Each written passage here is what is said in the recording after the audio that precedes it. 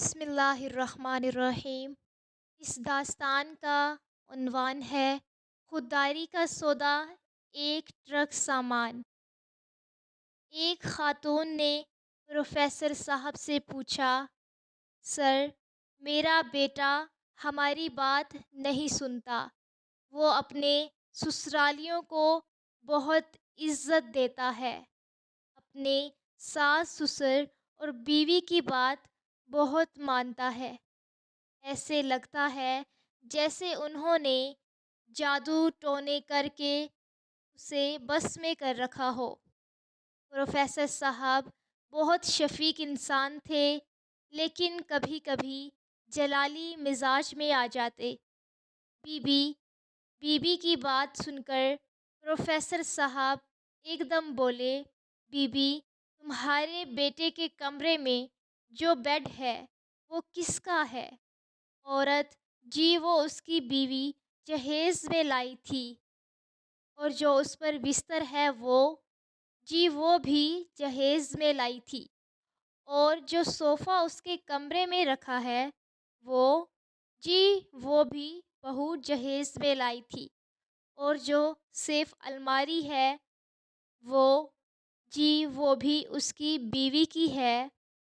اور جس برتن میں وہ کھانا کھاتا ہے، پانی پیتا ہے وہ، جی وہ بھی اس کی بیوی کا ہے۔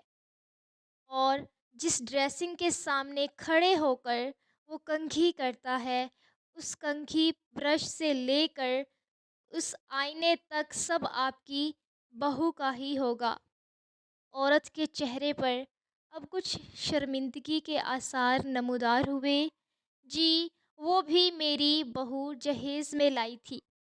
تو بی بی، جب آپ کا بیٹا سوتا اپنے سسر کے دیے ہوئے بستر پر ہے، وہ بیٹھتا اپنے سسر کے دیے ہوئے صوفے پر ہے، اسی کے دیے ہوئے برتنوں میں کھاتا ہے، اسی کے دیے ہوئے گلاس میں پانی پیتا ہے، بال بنانے کے لیے اسی کا دیا ہوا برش استعمال کرتا ہے، تو بی بی، بیٹا تو آپ کا نمک حلالی کر رہا ہے۔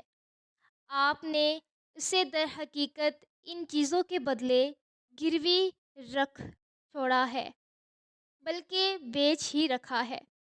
جب وہ کنگھی سے لے کر کلاس تک کسی کا دیا ہوا استعمال کر رہا ہے، بیٹھنے کے لیے صوفہ، بیڈ، بستر، کمبل، چادر سب دوسرے کا دیا ہوا استعمال کر رہا ہے، تو خودداری تو اس کی اسی دن مار دی آپ لوگوں نے، جب یہ سب ٹرک بھر کر گھر لائے تھے۔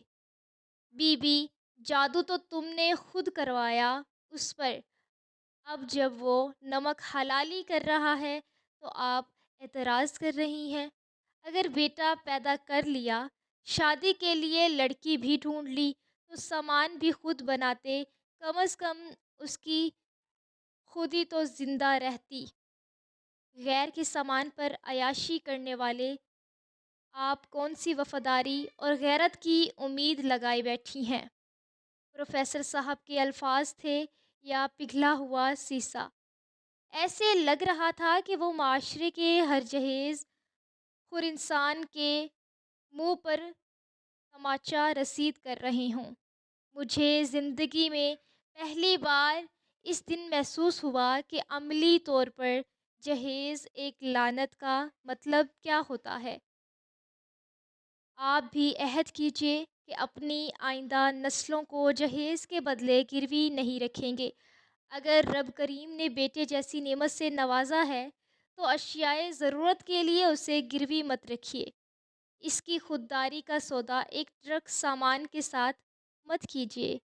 ملتے ہیں ایک نئی داستان کے ساتھ، تب تک اپنا بہت سارا خیال رکھیں۔ اللہ حافظ۔